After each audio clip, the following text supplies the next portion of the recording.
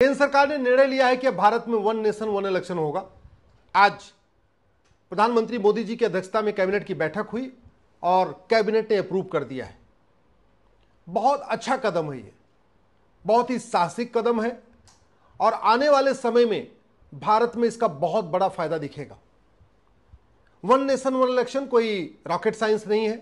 भारत के शुरू के 4 चुनाव वन नेशन वन इलेक्शन के फॉर्मेट में हुए थे।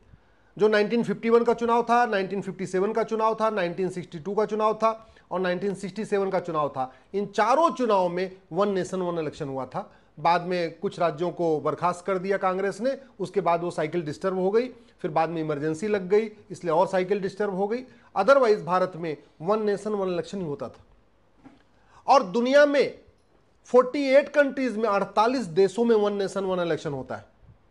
Albania, Argentina, Austria, Belgium, Bosnia, Brazil, Bulgaria, Colombia, Cyprus, Finland, France, Germany, Greece, Hong Kong, यहां पे वन नेशन वन इलेक्शन होता है।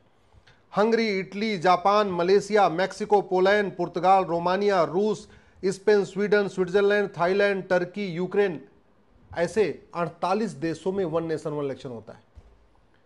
तो ऐसा नहीं है जो लोग भारत में विरोध कर रहे हैं कि वो गलत विरोध कर रहे हैं। पूरी दुनिया में हो रहा है, दुनिया के 48 देशों में हो रहा है और भारत में भी वन नेशन वन इलेक्शन होता था।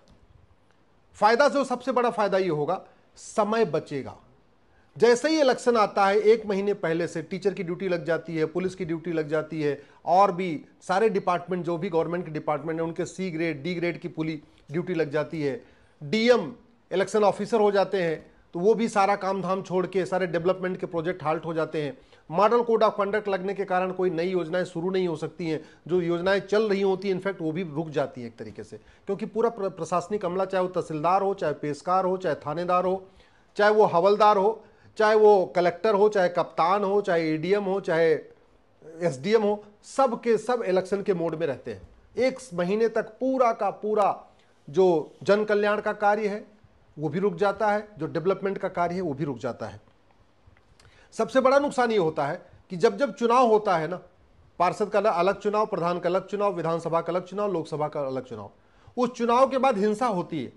तो अगर मान लें कि अभी ये वन नेशन वन इलेक्शन हो जाएगा तो हिंसा रुक जाएगी। अभी अलग अलग जो चुनाव होते हैं ना, पार्षद के, प्रधान के, विधानसभा के, लोकसभा के, उसमें हिंसा बहुत ज्यादा होती है। कालाधन हवाला का खेल रुकेगा। आपको पता है कि कोई भी चुनाव आज की डेट में ईमानदारी से हो नहीं पाता है। पूरा कालाधन, भ्रष्टाचार, हवाला का खेल चलता है। अभी ये खेल हर साल चलता है। किसी साल पार्षद का चुनाव होगा, अगले साल फिर प्रधान का चुनाव होगा, अगले विधानसभा का होगा, फिर लोकसभा का होगा। तो हर साल ये ब्लैक मनी का खेल, मनी लॉन्ड्रिंग का खेल चलता रहता है। वन नेशन वन इलेक्शन होने से वो भी रुक जाएगा। मुफ्तखोरी जो बार बार घोषणा की जाती है, मुफ्तखोरी पे भी लगाम लगेगी। सामाजिक समरसता आएगी। जाति का जहर रुकेगा, क्योंकि चुनाव के पहले आप देखिए जाति का जहर बहुत घोला जाता है, भाषा का जहर घोला जाता है, क्षेत्रवाद का जहर घोला जाता है, मजहबी उन्माद फैलाया जाता है। तो जब वन नेशन वन इलेक्शन होगा तो ये जातिवाद, भाषावाद, क्षेत्रवाद, अलगाववाद, जो ये जहर घोला जाता है, ये भी कम से कम 5 साल में एक बार घोला जाएगा। यानी 60 महीने में से कम 55 महीने शांति रहेगी। चलो बाद के 3-4 महीने है थोड़ा ठीक है, जाति, भाषा, क्षेत्रवाद चलेगा, लेकिन जो अभी हर साल चलता रहता है वो रुक जाएगा। 1983 में इलेक्शन कमीशन ने कहा था वन नेशन वन इलेक्शन होना चाहिए। 1999 में लॉ कमीशन ऑफ इंडिया ने कहा वन नेशन वन इलेक्शन होना चाहिए। 2015 में पार्लियामेंट स्टैंडिंग कमेटी ने कहा वन नेशन वन इलेक्शन होना चाहिए। तो बहुत फायदा है, इसीलिए मैं इसका स्वागत करता हूं। जो मैंने PIL फाइल किया था उस समय मैं अपने PIL में भी कोर्ट को, जब मैंने अपनी बहस किया था तो उस समय कोर्ट ने भी कहा था कि मुद्दा बहुत ही महत्वपूर्ण है, लेकिन court one nation one election के लिए कोई इस पे गाइडलाइन इशू नहीं करती, क्योंकि इसमें कुछ संविधान में संशोधन करना पड़ेगा। विधानसभा का टेन्योर, कुछ विधानसभाओं का टेन्योर बढ़ाना पड़ेगा, कुछ का घटाना पड़ेगा। तो इसलिए ये काम सरकार का है। कोर्ट ने ये कहा कि आपकी जो PIL है बहुत अच्छी है, मुद्दा अच्छा है, होना चाहिए वन नेशन वन इलेक्शन, लेकिन कोर्ट इसमें कुछ मदद नहीं कर पाई। तो उस समय मैंने कोर्ट से रिक्वेस्ट किया था कि हमारी पिटीशन को आप सरकार के पास भेज दीजिए एज ए रिप्रेजेंटेशन, गृह मंत्रालय, कानून मंत्रालय के पास, इलेक्शन कमीशन के पास। तो उस समय हमारी PIL वहां पे ट्रांसफर हो गई थी।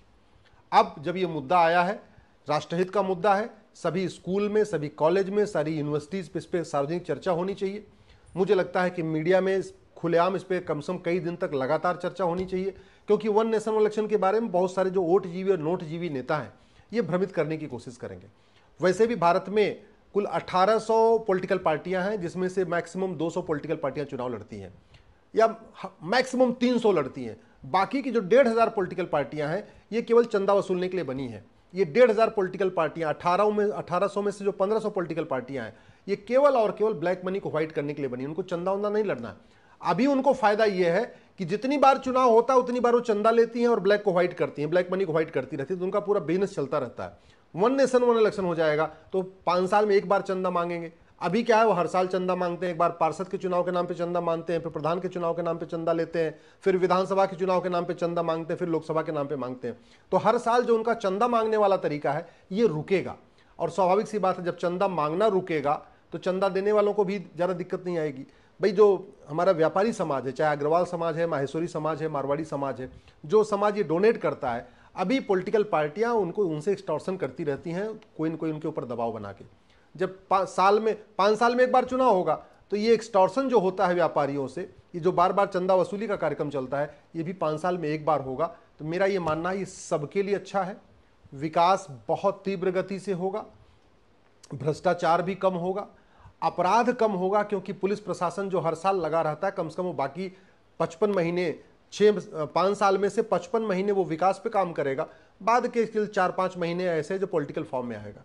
जो पुलिस पूरी ड्यूटी लगी रहती है, हमारे सीआरपीएफ की ड्यूटी लगी रहती है और लगातार वो बेचारे चुनाव के मोड में बने रहते हैं, उसमें भी रोक लगेगी तो स्वाभाविक सी बात है वो अपना मुख्य कार्य वो कर पाएंगे। जितनी बार चुनाव होता है टीचरों की ड्यूटी लग जाती है, पठन पाठन बाधित होता है, स्कूल डिस्टर्ब हो जाते हैं, इलेक्शन होता है तो स्कूलों में छुट्टी करनी पड़ती है, तो कम से कम स्कूलों की छुट्टियां भी रुकेंगी और जो टीचर हैं उनको लगातार।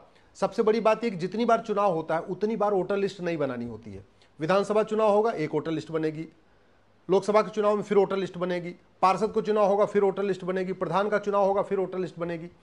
तो इसलिए अब जब वन नेशन वन इलेक्शन होगा तो one nation one electoral roll भी हो जाएगा, एक देश एक मतदाता पहचान पत्र भी बन जाएगा, और वो 5 साल में एक बार बनेगा, जो हर साल अपडेट होता रहता है, उसकी जरूरत नहीं होगी। जो आदमी 18 साल का होगा वो अपना बनवाता रहेगा, लेकिन कम से कम ड्यूटी नहीं लगेगी। जो बीएलओ की ड्यूटी लग जाती है वो ड्यूटी पे भी रोक लगेगी। तो मेरा ये मानना है बहुत अच्छा कदम है, मैं सरकार को धन्यवाद देता हूँ।